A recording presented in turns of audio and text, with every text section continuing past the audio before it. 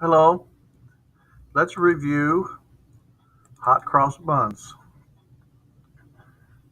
Let's use this device here to straighten it out. Let's see if we can move this out of here. There it goes. All right, so I dare say I'm afraid to point this out, and I will tell you why, because people become dependent on these little finger charts. Notice I put this here. Then I have two little dots here and here. There was a little boy, and he said, "Can you write out the fingering for me?" And he was a little boy, and I would see him at meetings sitting with his father, and he never needed any attention from me. He always never acted out. I'm sure he's probably doing real well in high school now and off to college. But you can see I wrote the little fingerings here so you could see. But what happens is people, if they don't have these, they can't play because they never memorize the fingerings. And that's why this is not a really good idea. You need to memorize the fingerings. So, here we have the recorder. Remember how I said make sure you have this pinky down here? Then you have to, this is the only finger you're not using on the recorder. And then we take all the pinky off, the ring finger, middle finger, forefinger. And then this is the only, how we hold it. And we lift this up. It almost needs to be sitting higher. Let's see. Red, two, ready, and.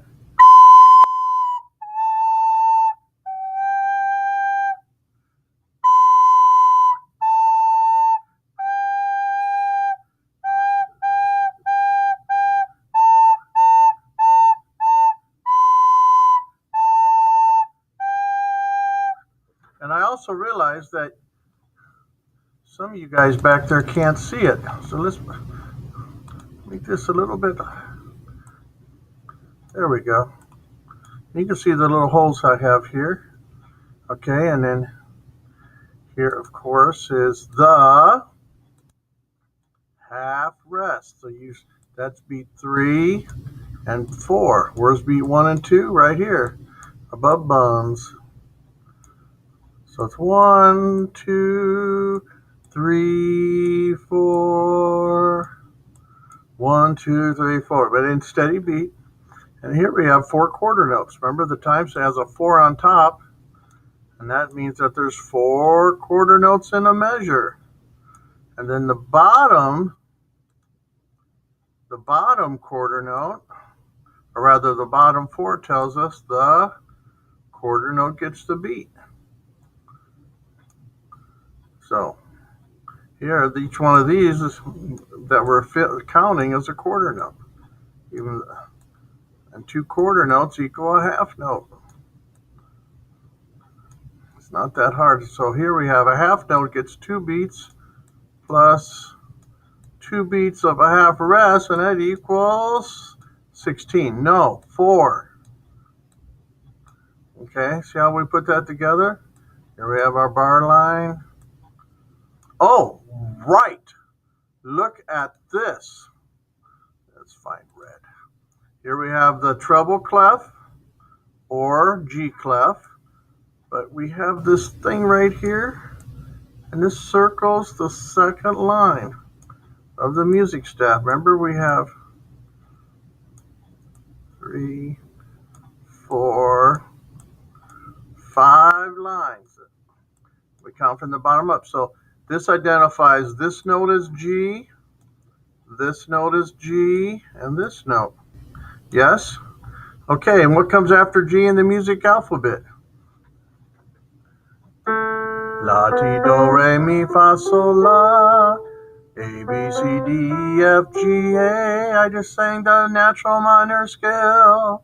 So this note here, let's find another color. This note there would be A. This is A. And then this is B.